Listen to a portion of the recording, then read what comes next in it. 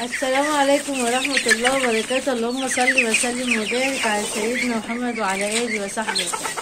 ازيكم حبايبي؟ عاملين يا رب يا جماعة ان تكونوا بخير وبصحة وسعادة وراحة. طبعا زي ما انتوا عارفين انا بحب انطور الاكل بالطريقة دي، لان انا بيكيفني قوي ان انا اكلهم بايديا، يعني ده مزاج عندي. المهم بقى قبل ما نتكلم في فيديوهنا الفيديو بتاعنا النهارده، اللي ما اشتركش في قناتنا يشترك. عايزين لايكات كتير، عايزين فيديوهاتنا بقى تكبر بقى وقناتنا تكبر باذنك يا رب. النهارده بقى رحت فضلة خيركم. بصوا الشنطتين دول، بصوا بنقلبهم قدام.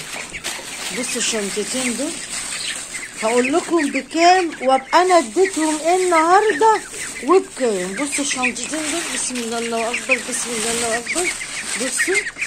بصوا دولت 7 جنيه ونص. انا من غير ما اقطعها ومن غير حاجه، البط بص هياكلها ازاي، وابقى انا غذيته تغذيه عاليه قوي، اديته خيار بقى، فيتامينات من الاخر انا تولوا. بصوا، ومش لازم تتعبي نفسك وتقطعي، انت حره، حتى الفراخ بتنقر فيها. بصي هياكلوها اهو، مش محتاجه تقطيع والارض تتملي خير. بصي دول كده ب7 جنيه ونص. انا اكلتهم كده النهارده، اليوم كده وقف عليا ب7 جنيه ونص. اكلت بقى فراخ واكلت بط واكلت اللي عندك، حتى عندك رومي، عندك اي حاجه. كل الحاجات دي بتحب ايه؟ الحاجات الخضراء. والخيار من الحاجات المغذيه قوي، ربنا يكرمكم يا رب. وكمان في نفس الوقت انا بديهم فيتامين اهو. بصوا بقى، رحت بقى من شويه فضلت خيركم كده ايه السوق عندنا، ورحت انا رايحه اخر النهار دلوقتي، بصوره اخر النهار. رحت كده عند الخضر بواقي الحاجه، رحت واخده اخر حبه عنده اللي هم الحبه دولت. بصوا اهو. الناس بتقول انت بتجيبي حاجه بس، لا بجيب الحاجه بس مكسره. دبلت اخر النهار ب7 جنيه، والراجل اداني الحبه الباقيين دول كلهم، بيقول ان هم حوالي ايه 12 كيلو. بصوا الله اكبر، هيخلصوهم واحنا بنتكلم مع بعض. كل ده فراخ هتاكل، بط هتاكل، كله هياكل. تبقى انتي وفرتي. انا كل هدفي في الحياه ان انتي تاكلي طيورك كويس، وفي نفس الوقت تكوني مش مكلفه نفسك حاجه، فتبقى الحكايه مش صعبه عليك. واحد فلوس بقى حبه. بص متعة وانت بتأكل طيورك كده، تحس ان انت ايه بتعمل حاجة حلوة. يعني الطيور دي عاملة زي الأطفال، يعني تلاقي نفسك ايه لا تحس بسعادة كده وانت بتأكليهم بإيديك. الدنيا فيها انبساط. خد يا حبيبي اديك، بص يعني بيديك مش عارف يوصل. خد يا عسل، مع بقى حبة الخيار اللي انا حطيتهم دول، اللي هم بإذن الله هياكلوا فيهم للصبح. ربع كيلو علف كده. المهم اقول لك ليه بقى، لاني انا ما بمنعش العلف نهائي. انا احط كبشه بايديا كده زي ما حطيت، ابقى في نفس الوقت حصنتهم ان هم ما ياكلوش بعض. تاني حاجه بقى ياكلوا اللي قدامهم، وبعدين انت لما تشبعيهم مش هيفكروا ياكلوا بعض ولا يعضوا ببعض. وانا برضو اديتهم نسبه الملوحه اللي هم عايزينها من العلف اهي. كبشه كده بايديكي ظبطيهم، مع بقى حبه الخيار دولت. لا وحاجه تانية بقى اهم قعدت اعملها النهارده ايه فضلة خيركم. بصوا ده البرتقال ومعاه ايه قشر البطاطس. بصوا بقى الفيتامين.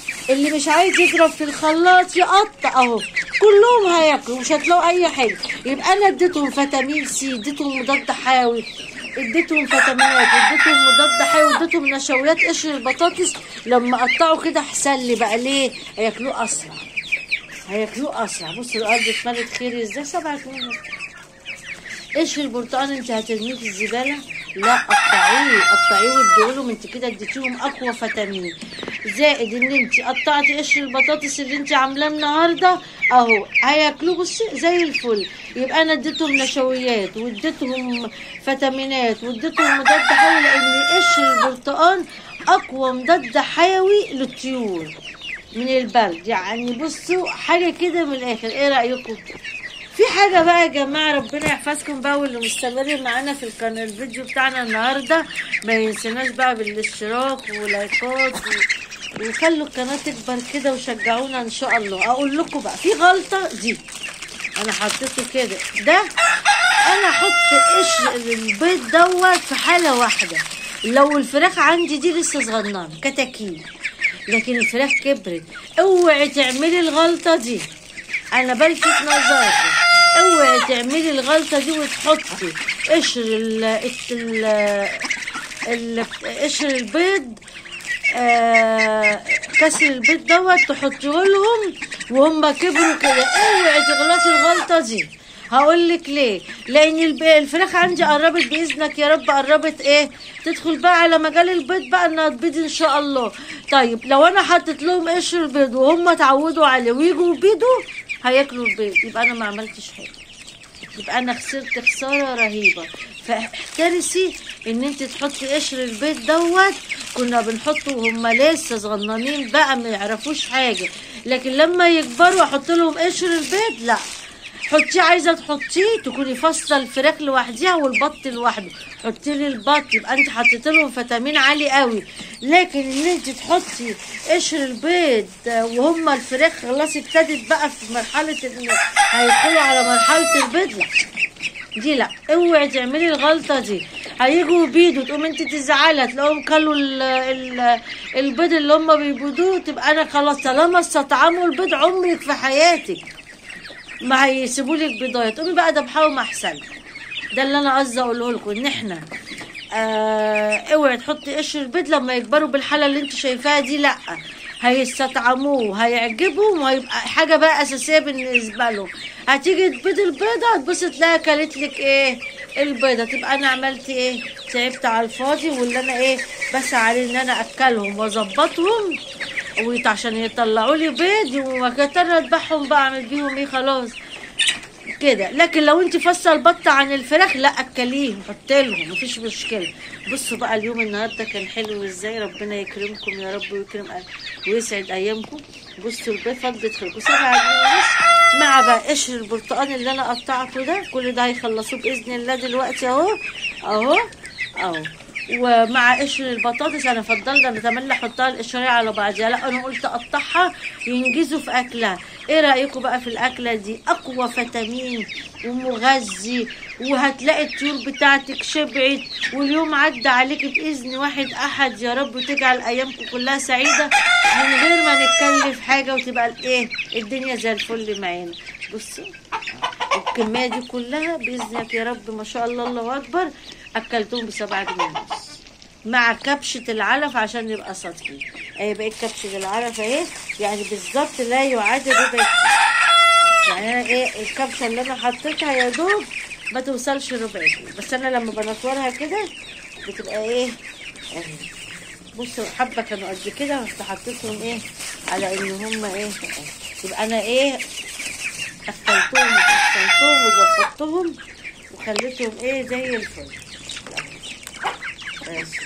يعني يا دوب الكبشه اللي انا حطيتها النهارده للبط ده والفراخ دولت ما شاء الله الله اكبر ربع كيلو، مع الكبشه هي هتطلع اصلا ربع كيلو يعني، مع حبه الخيار بقى، مع قشر البرتقال، مع قشر البطاطس قطعته. بسم الله ما شاء الله ياكلوا ويتغذوا النهارده، ويومنا عدى على خير باذن الله يا رب. يا رب يتم ايامنا كلها على خير والدنيا زي الفل.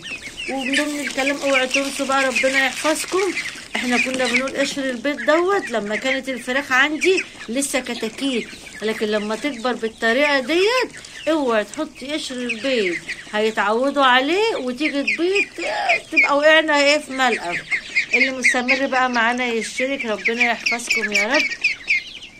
اشتركوا بقى في قناتي وفعلوا زر الجرس، وعايزين لايكات كتير، شجعوني كده خلي قناتي تكبر ان شاء الله. ربنا يحفظكم جميعا، تابعوني فيديوهاتي الجايه ان شاء الله فيها حاجات هتعجبكم.